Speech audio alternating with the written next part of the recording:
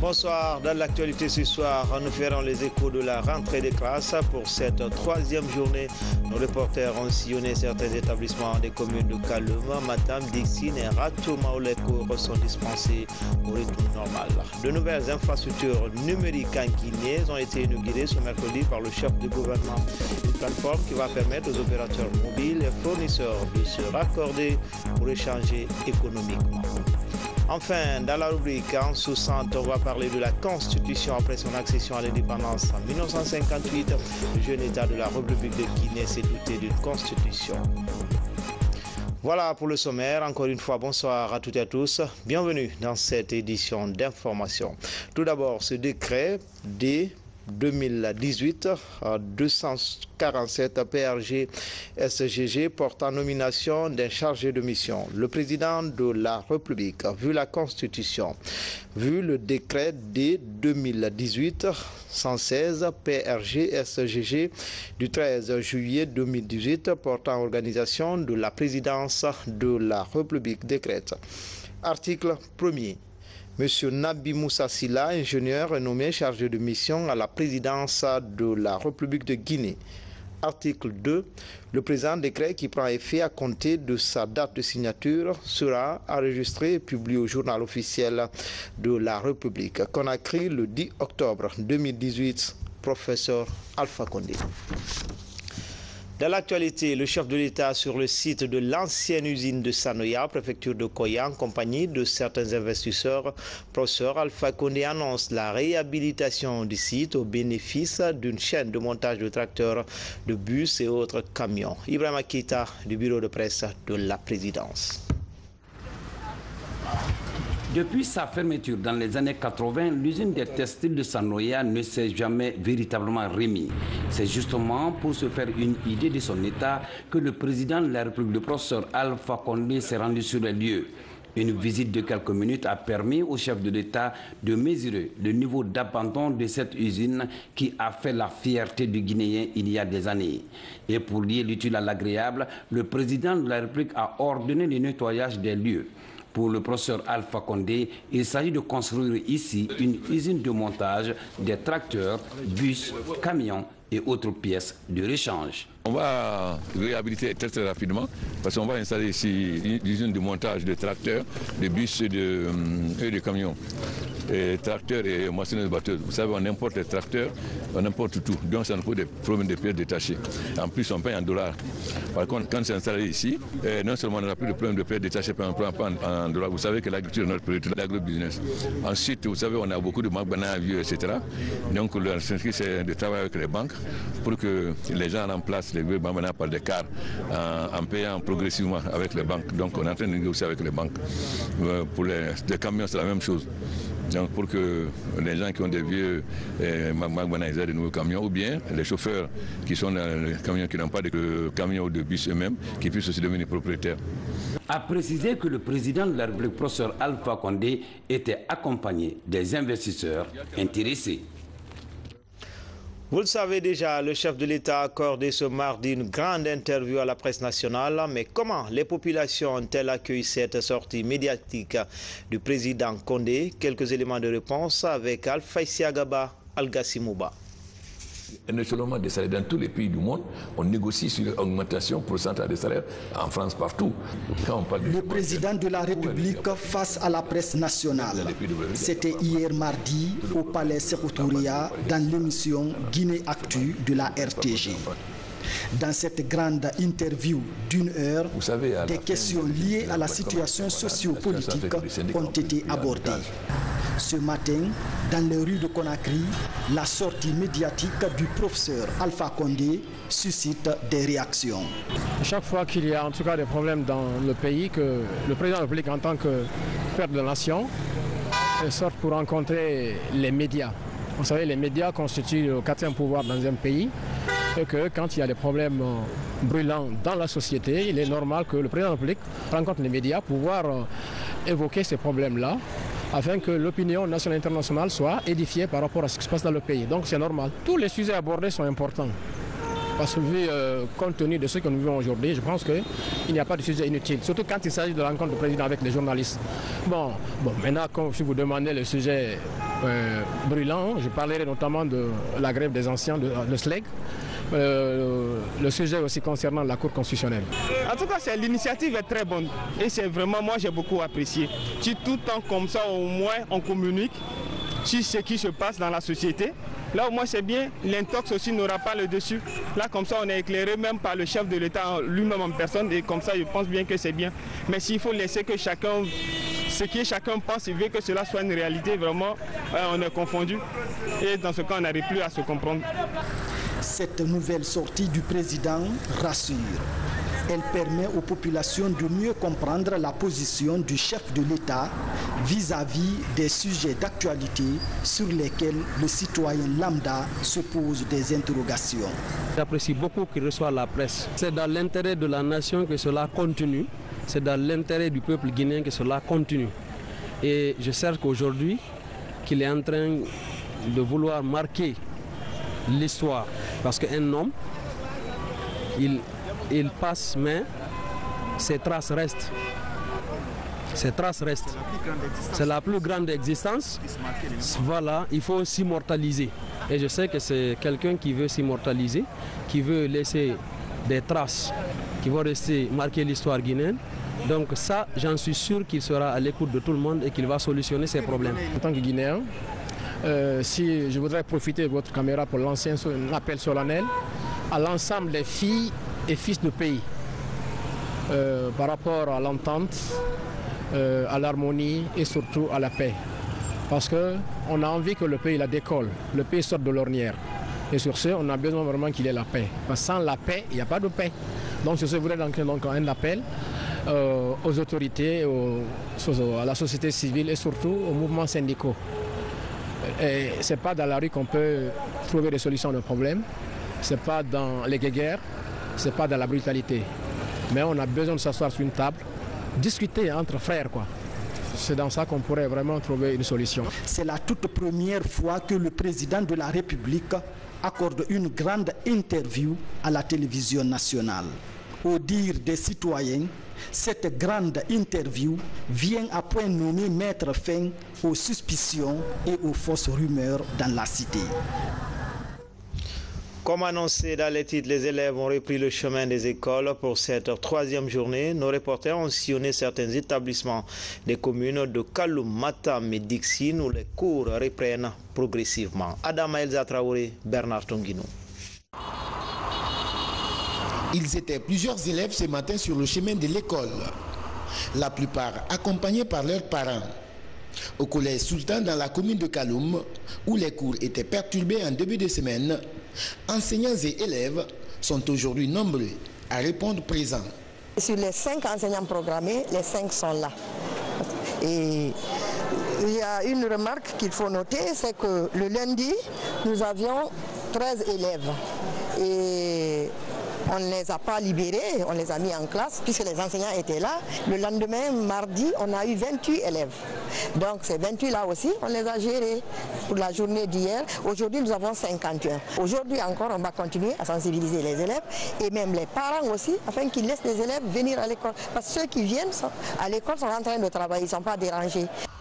Dans cette autre école située juste en face du siège d'ISLEG, syndicat libre des enseignants de Guinée, les salles de classe sont remplies depuis le début de la semaine. Vous avez constaté les classes sont pleines. Les enfants viennent et il y a la confiance entre les parents d'élèves et moi. Ils m'ont demandé, je dis, nous sommes à l'école, les enseignants sont là pour eux et ils sont venus et voilà, ça marche. Même maintenant, il y a un qui est venu, que c'est maintenant qu'il a su, qui a cours. Je dis, depuis lundi, il est venu et on a installé son enfant dans la classe. Même si la plupart des élèves ne sont pas en tenue scolaire, les effectifs grossissent progressivement dans les salles. Les élèves sont résolus à rejoindre les classes. Je suis venue à l'école pour apprendre parce que le lundi, je n'étais pas là. J'ai appris que mes amis sont là. Moi aussi, je suis venue parce que je n'aime pas rester à la maison. Je fais la 6e année. Je suis là aujourd'hui parce que j'ai vu les autres étudier. Le lundi, je n'étais pas là. Dans les établissements publics visités ce mercredi, les cours sont dispensés. Au même moment, dans les écoles privées, tout se passe normalement depuis le premier jour de la rentrée scolaire.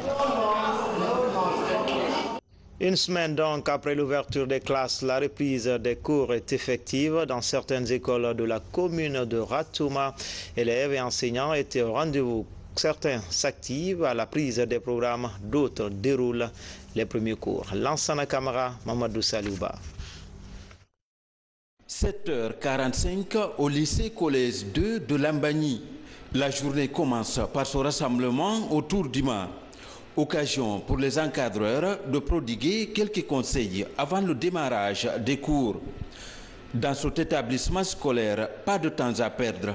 Élèves et enseignants s'activent à dérouler les programmes conformément au calendrier scolaire établi par le département de l'éducation nationale. Je suis candidat et je me dis que je n'ai pas de temps à perdre à la maison, comme nos collègues que vous voyez tous ici. Nous sommes tous là afin de ne pas rater même un cours pendant ces grèves pour que nous puissions être moralement prêts et pour affronter l'examen. Les cours ici, ça démarre très bien. Les profs ne sont pas, ils viennent nous enseigner, ils expliquent très bien. Mes amis qui refusent de revenir à l'école, je vais les dire de revenir, car les profs et les enseignants nous ont appelés de venir. Une semaine après l'ouverture des classes, l'année scolaire entre dans sa phase active dans cet établissement scolaire. Depuis le début de cette semaine, on note de plus en plus d'élèves et d'enseignants au sein de l'établissement. Chaque jour qui passe, les effectifs s'améliorent, les élèves viennent et ce qui me soulage beaucoup, c'est que les enseignants titulaires sont sur le terrain. Nous essayons de faire de telle sorte que de mettre les élèves en confiance et les enseignants en confiance. Nous espérons maintenir ce cap jusqu'à la fin. Au groupe scolaire Petit Simbaya, les 8 groupes pédagogiques programmés sont au rendez-vous.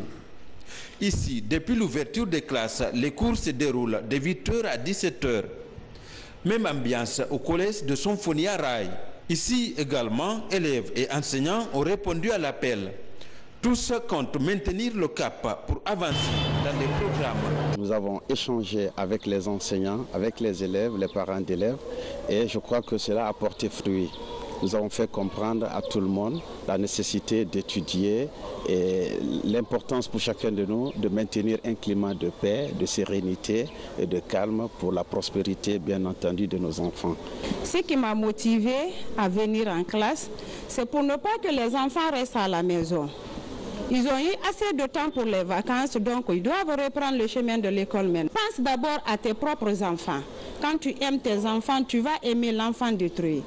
À l'école primaire de Sonfonia, après 2 heures de cours, l'heure est à la récréation. Là également, pas de répit depuis la reprise des cours, il y a une semaine.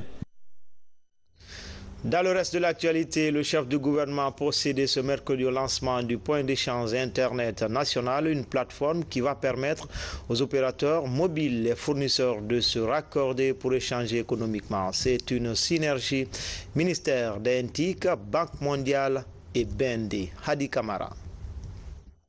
C'est le premier point d'échange national. L'objectif est d'optimiser le coût et la qualité des échanges de données, tant sur le plan national qu'international. L'application des technologies de l'information et de la communication dans tous les secteurs de la vie socio-économique du pays pourrait contribuer de façon significative à accélérer son développement.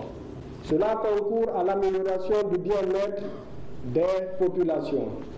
Convaincu que le développement des infrastructures de communication est une affaire de tous, il est heureux de constater que nous, opérateurs et fournisseurs d'accès Internet, avons choisi de continuer à œuvrer au rayonnement du secteur. C'est une initiative des opérateurs de téléphonie et fournisseurs d'Internet ASP Guinée en collaboration avec la Banque mondiale et la RPT. Une initiative qui vient accélérer le processus de développement du secteur des télécommunications en Guinée. Nous avons un taux de pénétration de l'Internet qui avoisine les 40%, mais nous ne devons pas perdre de vue les barrières liées au coût d'accès à cette ressource vitale. L'Internet n'est plus un luxe, c'est devenu un instrument de base. c'est devenu une denrée de première nécessité parce qu'utilisé dans tous les secteurs que sont l'éducation, la santé, les transports et que sais-je encore. Il est difficile d'imaginer notre vie aujourd'hui sans l'Internet. Mais il nous est aussi demandé de veiller à ce que cet Internet soit un outil au service du développement, pas un outil destructeur comme peuvent le faire certains esprits malins aujourd'hui à travers les travers sociaux. L'accès au réseau Internet avec un débit hautement appréciable constitue un autre défi qui se dresse devant le gouvernement. C'est pourquoi Dr Ibrahima Kassori Fofana a rassuré que l'État va contribuer à l'amélioration de la qualité des infrastructures Internet en Guinée. Une infrastructure Internet de ce type permet d'attirer des entreprises étrangères qui ont l'habitude de trouver un nœud d'échange et des facilités d'achat de capacités Internet pour mieux se rapprocher de leurs clients. Elle favorise ainsi la création d'entreprises technologiques, développe les relations avec les organismes de recherche et de formation et contribue à l'amélioration de la qualité des prestations de services offerts aux administrations et aux citoyens. Le gouvernement de la République est conscient des atouts qu'offre l'écosystème des technologies, de l'information et de la communication, et surtout de son rôle de moteur pour une croissance des autres secteurs économiques. En Guinée, le secteur du TIC est le deuxième employeur privé et devra, dans un avenir proche, avec la dynamique ainsi amorcée, être le premier employeur avec l'éclosion d'un tissu de start-up et la popularisation des emplois liés au numérique. Un protocole d'accord a été signé en vue de renforcer la collaboration entre cette association et le gouvernement. C'est officiel, le rapport définitif du fichier électoral électronique est désormais disponible. Les membres du dit comité ont remis ce matin au président du comité de suivi du dialogue politique ce document de 93 pages débarrassé des imperfections, annoncent les membres du comité technique. Explication, Mohamed Lamine Kamara. Les membres du comité technique chargé de l'audit du fichier électoral biométrique national sont à nouveau chez le président du comité de suivi de l'accord politique. Ces experts nationaux et internationaux remettent officiellement au ministre de l'administration du territoire et de la décentralisation le rapport final des travaux d'assainissement du fichier électoral. Ce document électoral de 93 pages est produit en version numérique et papier. Il s'adapte désormais à toutes les élections en Guinée. Depuis le 8 août, ce processus a officiellement démarré et un travail qui a été inclusif et transparent. Et comme vous l'avez su, il a été piloté par un groupe d'experts internationaux qui ont travaillé en toute indépendance. Nous, membres du comité technique, on avait la charge de superviser et de coordonner sur les aspects administratifs et techniques. Et aujourd'hui, donc, nous venons remettre le rapport final de l'audit complet du fichier électoral. Monsieur le Président du comité de suivi, et parce que c'est ce qui est prévu par des textes, les textes notamment l'accord politique lui-même, le cahier des charges qui a été élaboré de manière consensuelle par les acteurs politiques, mais aussi la feuille de route des experts internationaux. Ce fichier électoral assaini répond dorénavant aux attentes des acteurs politiques. Un ouf de soulagement pour le président du comité de suivi de l'accord politique. Au cours de l'accord, on a dit qu'on peut aller aux élections communales sans la révision des listes électorales. Mais pour aller aux élections qui vont suivre, il faudrait absolument l'audit du fichier. Quand vous demandez de l'audit, c'est qu'il y a des doutes, il faut éclaircir, c'est ça l'audit. Nous venons d'achever les élections communales. Donc c'est à mi-parcours que l'audit se fait. Une façon pour les uns et les autres de se rassurer. Donc c'était fortement attendu. Mais aujourd'hui, Dieu merci, c'est totalement acquis. Cette opération d'assainissement du fichier électoral biométrique national marque ainsi une nouvelle avancée dans l'exécution des points de l'accord politique du 12 octobre 2016. Depuis 2017, l'ONG Terre des Hommes et l'Union européenne appuient la réforme de la justice en Guinée. Ainsi, ces deux entités comptent améliorer les conditions de détention, notamment des mineurs. Une convergence est actuellement en examen pour réussir ce programme dans les prisons. Le point avec Abdul Karim Kamara, Habib Kiam. Les défis sont encore nombreux à relever dans les milieux carcéraux en Guinée. Pour y parvenir, force est donnée à l'application du travail d'intérêt général. Sa faisabilité est assortie de réformes engagées dans la justice. L'appui du tandem Union européenne, Terre des Hommes concerne la justice juvénile par deux volets, l'amélioration des conditions de détention et la réinsertion éducative et professionnelle des enfants en conflit avec la loi. Les toutes premières tendances aujourd'hui montrent que les communautés sont favorables à l'exécution du travail d'intérêt général, à l'application du travail d'intérêt général ici en Guinée. Parce que les communautés arrivent à comprendre qu'il ne sert à rien qu'un enfant, pour une infraction délictuelle simple, se retrouve en prison alors qu'il y a des mesures qu'on aurait pu lui appliquer pour le récupérer très rapidement au niveau de la société. Ça permet aux détenus d'avoir à la fois une activité, ce qui est très important d'un point de vue psychosocial, d'une part, et ça permet aussi des apprentissages. Alors, parallèlement à cela, Terre des Hommes travaille aussi à la prise en charge des détenus en fin de peine pour veiller à ce que le lien familial soit maintenu lorsqu'il est déjà là ou soit reconstruit quand il a été rompu. Dans la réalisation de ce vaste chantier, le ministère de la Justice retient les 9 prisons pilotes du pays. Le code pénal guinéen est désormais favorable au travail d'intérêt général, le tout chapeauté par une nouvelle direction nationale de l'administration pénitentiaire et de la réinsertion. L'objectif étant de faire éviter à un ancien détenu de basculer dans la récidive. C'est une question d'école puisque pour certains, ces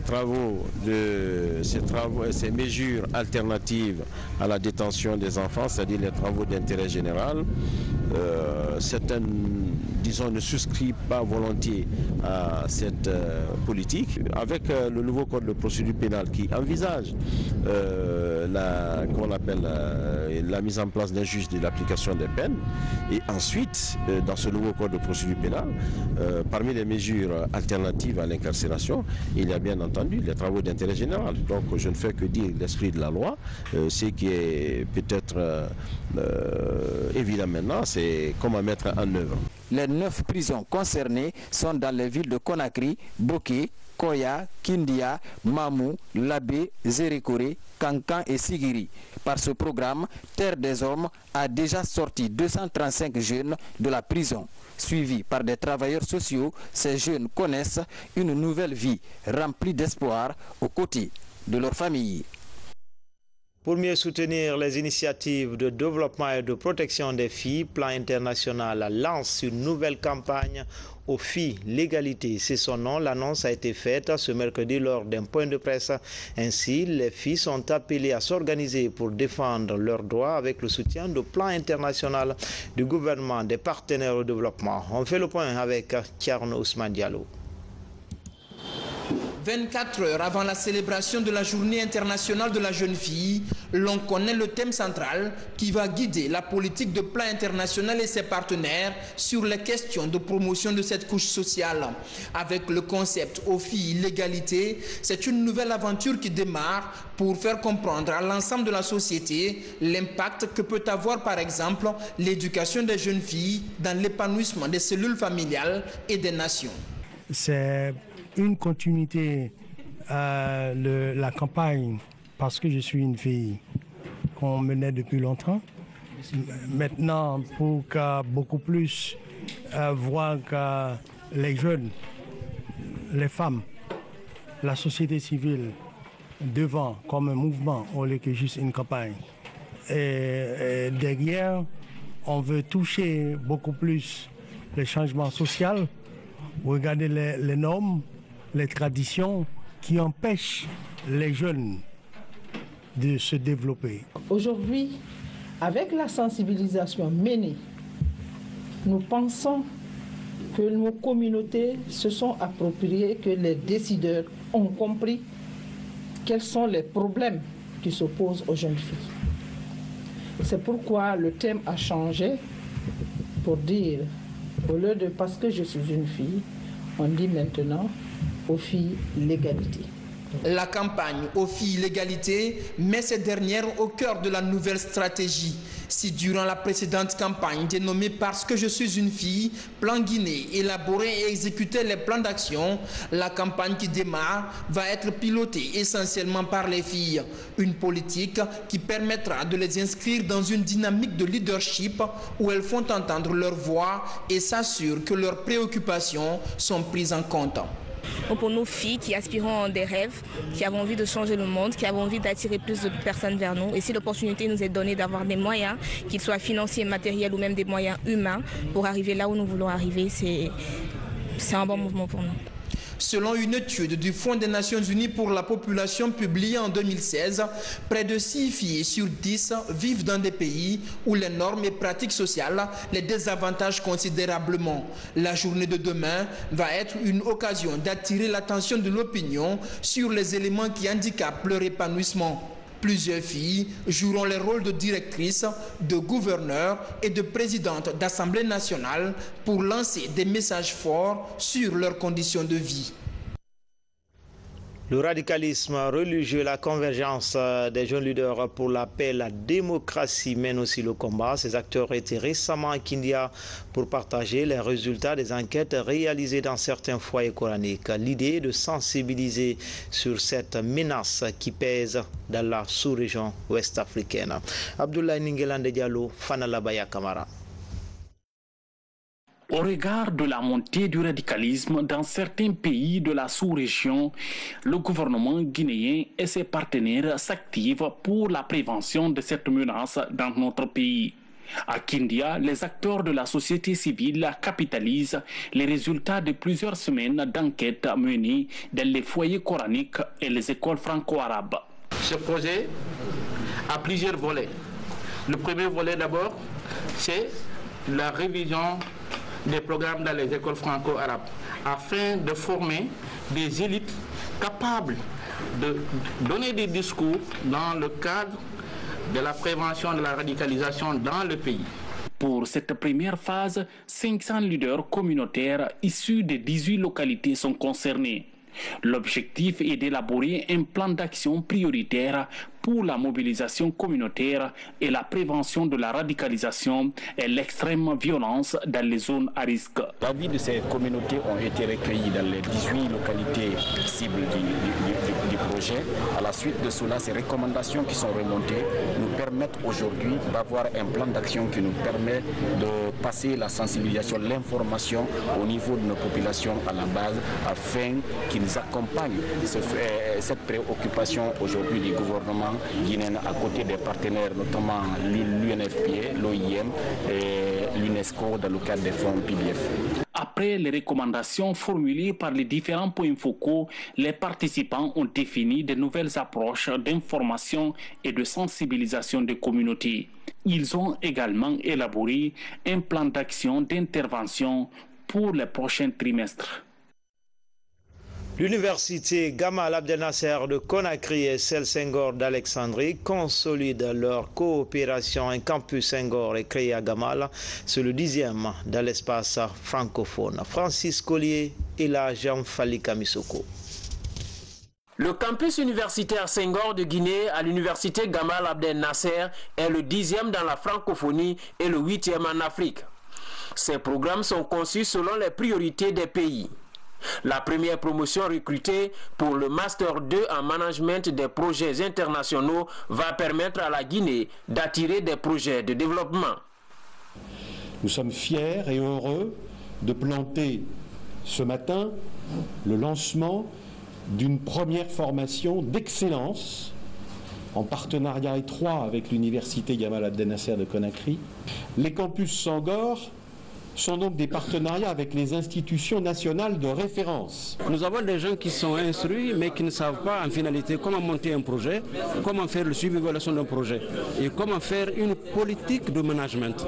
C'est tout ce qu'on va enseigner maintenant aux gens en Guinée pour les permettre d'être à l'aise dans leur lieu d'emploi et peut-être même les pousser à autres aventures telles que celle du doctorat.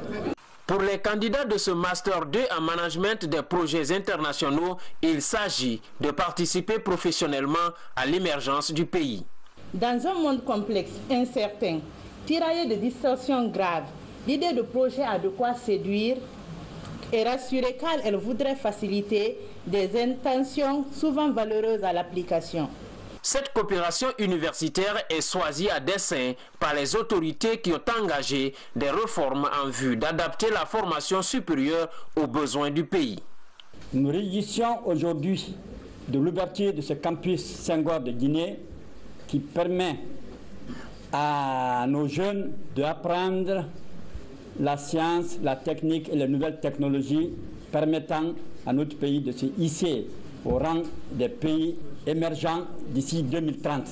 La création du campus universitaire Senghor de Guinée va renforcer de plus belle les liens de coopération scientifique entre l'université d'Alexandrie et l'université Gamal Abdel Nasser de Conakry, baptisée du nom d'un ancien président égyptien. À présent, l'actualité nationale sous forme de télégramme, un condensé signé Mamadi Terna Kamisoko.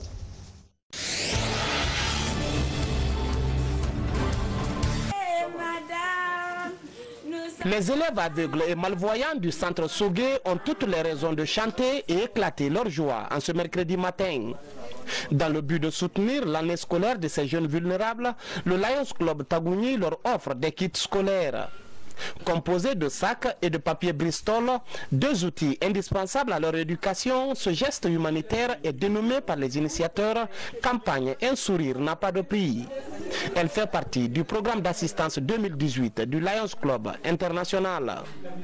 Le don est composé de 58 kits. Chaque kit est composé d'un sac scolaire et d'un paquet de papier Bristol de 160 grammes, parce que c'est ce papier Bristol qu'ils utilisent pour imprimer leurs livres en braille, pour pouvoir lire, et c'est sur ce papier Bristol aussi qu'ils écrivent.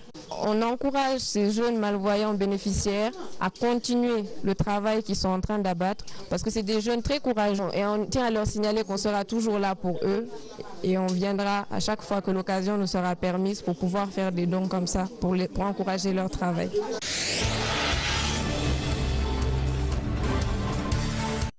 Ils sont une cinquantaine de cadres des services décentralisés et autres acteurs impliqués dans la promotion de l'écosystème à suivre cette formation sur les textes réglementaires relatifs au corps des conservateurs de la nature. Le but est de contribuer à l'amélioration de la gouvernance dans le secteur de l'environnement. L'atelier va durer 3 jours. On aura une quinzaine de textes à vulgariser et autour desquels les débats vont être organisés pour que nous puissions vraiment édifier les lanternes, clarifier les passages non connus dans l'intérêt supérieur de la protection de notre écosystème.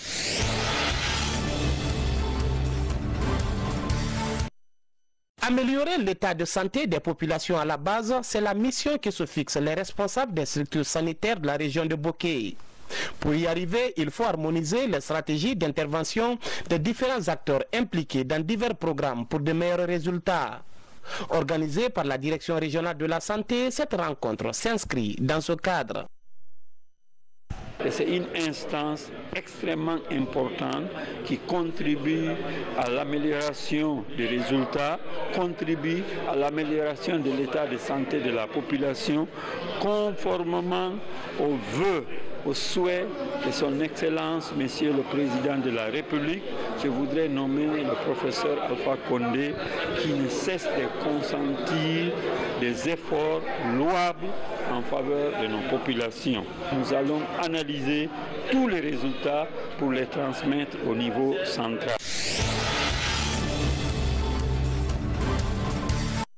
Ils sont plus de 100 fidèles musulmans venus des différentes localités de la préfecture de Bokeh à prendre part à cette lecture du Saint-Coran dans le district de Kamikolo. Durant 2 jours, ces religieux ont lu plusieurs fois le Coran et imploré la grâce de Dieu afin qu'il répande sa miséricorde sur le pays. Le but de cette lecture du Saint-Coran est d'implorer la grâce divine afin qu'elle répande sa miséricorde sur le pays.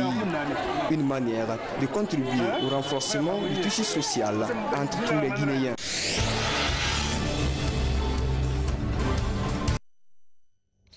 En province, à Mamoun, Plan Guinée, l'Union européenne appuie une douzaine d'organisations de la société civile. À Moyenne-Guinée, en plus du renforcement des capacités des membres, Plan Guinée dote ces organisations de mobilier de bureau, d'équipements informatiques et d'une connexion Internet, une manière de lutter contre l'immigration clandestine dans la région. RTG Mamoun, Amadou Paté-Baldé. ROCED est un projet de renforcement des capacités des organisations de la société civile pour la création d'emplois. Depuis 8 mois, le projet accompagne les 12 organisations de la société civile des préfectures de Mamoun, d'Alaba, Pita et Labé. Ce projet du plan international Guinée, financé par l'Union européenne, a permis de renforcer les capacités des organisations de la société civile qui luttent contre l'immigration clandestine. Une façon d'amener les jeunes à créer leur propre emploi durable. Cela rentre dans le cadre de renforcement de ces OSC pour la création de l'emploi, mais également dans un objectif plus grand, un tout petit peu, renforcer ces organisations pour qu'elles soient de véritables acteurs de développement au niveau de leur communauté, mais pourquoi pas, puisqu'on parle de façon globale, encore au niveau pour la Guinée. Cet appui institutionnel a permis aux jeunes de la société civile de ces 2 régions administratives, Mamou et Labé, d'améliorer leur gouvernance en recrutant 720 jeunes, tous encadrés par le projet pour la mise en œuvre des travaux de haute intensité de main-d'œuvre. Comme projet pilote, 12 groupements d'épargne et de crédit sont créés pour appuyer 180 nouvelles associations de 4223 adhérents pour une épargne de plus de 250 millions de francs guinéens. Ça nous a appuyés dans le cadre institutionnel où ils nous ont fait des formations, des orientations par rapport à la mise en place de nos politiques de protection de l'enfant. Et en même temps, ils nous ont aidés à mettre en place la matrice de ségrégation des tâches de l'ONG. L'ONG nous a fortement équipés en mobilier de bureau, en réunion de travail, en table de travail et en chaises rembourrées, un fauteuil haut dossier, un bureau, le matériel informatique, les scanners, les routeurs, l'imprimante, etc. C'est donc pour apprécier l'impact de cet appui apporté par Plan Guinée à travers une assistance financière de l'Union européenne que le chef du projet ROCED a décidé de visiter les locaux des OSC bénéficiaires. Nous avons eu à diagnostiquer les besoins au niveau de chaque OSC. À la lumière donc de ces besoins et en fonction, n'est-ce pas, des priorités, nous avons apporté une réponse en termes d'équipement informatique, en termes d'équipement Internet, en termes de mobilier de bureau. Et donc aujourd'hui, ces OSC sont toutes fières, elles sont contentes, elles sont heureuses pour cet appui qui visiblement a rendu agréable leur cadre de travail, leur environnement de travail, et donc rend efficace leur travail. Dans les semaines à venir, le projet se propose d'octroyer des subventions à chacune des 12 OSC afin de leur permettre de réaliser encore des projets d'emploi durable pour les jeunes. Elle était attendue, la plus grande machine jamais utilisée dans le projet minier de l'Agga qui est enfin arrivée au port de Kamsar. Un équipement qui va servir à empiler le minerai de bauxite en provenance du site d'exploitation par voie ferroviaire. L'engin de 1300 tonnes a été réceptionné ce mardi par les responsables de la société Guinea Alumina Corporation. Valérie Talimane, Mohamed Lamine Kaba, de retour de Kamsar. À bord de ce navire, Torco projette un équipement de pointe. Il va apporter une révolution dans le paysage minéralier du pays. Ce gigantesque appareil est conçu en Chine pour récupérer et placer le minerai sur un système de convoyage dans le but de le transporter le long de la jetée vers les barges, d'où son nom de récupérateur empileur. C'est la machine qui va permettre d'empiler la bauxite et de la recharger sur les convoyeurs pour pouvoir l'exporter par la suite. C'est un grand jour pour nous. C'est notre plus grande pièce d'équipement qui arrive ici au site de Kamsar, au quai de Keseti. Ce récupérateur empileur est livré au port de Kamsar en 12 modules distincts. Après sa livraison, chaque partie du matériel sera soigneusement déplacée vers le site de la plateforme de Gak. Le processus devra durer quelques jours. Une fois entièrement assemblée, la machine en forme de grue fera 125 mètres de long sur 25 mètres de hauteur.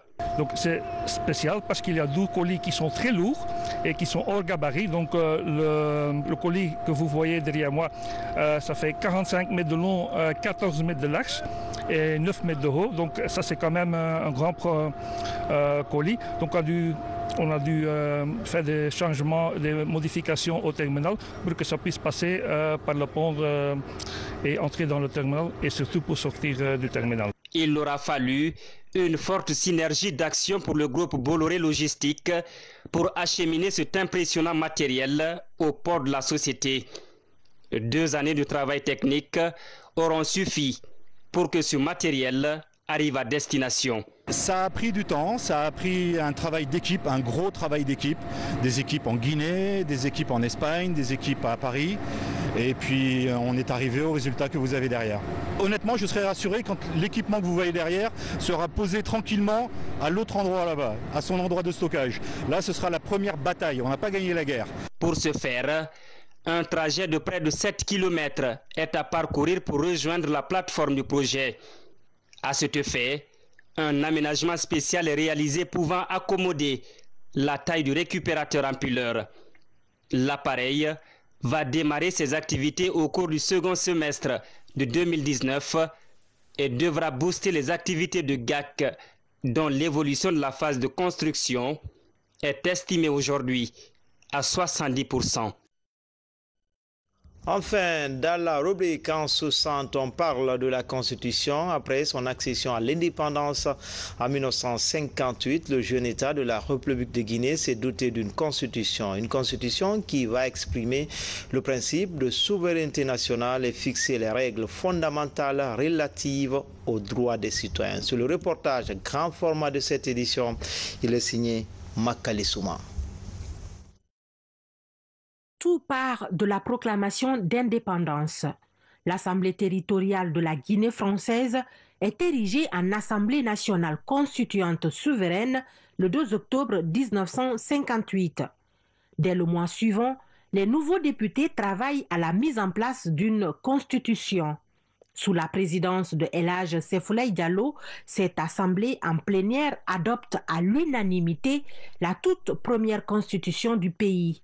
C'était exactement le 10 novembre 1958. Quand nous accédions à l'indépendance, avec la loi cadre, il y avait une assemblée territoriale. Après notre accession à l'indépendance, c'est cette assemblée territoriale qui a été érigée en assemblée nationale. Et c'est cette assemblée nationale qui a voté cette constitution du 10 novembre 1958. Il n'y a pas eu de référendum. Et cette constitution c'est un peu démarqué de la constitution de la Ve République que nous venions de rejeter parce que quand on a opté pour l'indépendance, nous n'avons pas jugé nécessaire d'appartenir à la communauté française. Donc il y a eu cette constitution qui n'était pas une longue constitution qui mettait en place un régime qui n'était pas tout à fait présidentiel, où il y avait quand même la notion de séparation des pouvoirs, mais qui se distinguait un peu des autres constitutions africaines qui ont eu tendance plutôt à aller vers la constitution française de 1958. Cette constitution, comme toutes celles qui ont suivi d'ailleurs, ont proclamé le caractère unitaire et indivisible de la République et le fait que cette République est chargée d'assurer l'égalité de tous les citoyens devant la loi. C'était une constitution qui était d'essence démocratique. Cette première constitution de novembre 1958 sera suivie de celle du 14 mai 1982. Le mouvement constitutionnel a commencé le 8 mai 1982.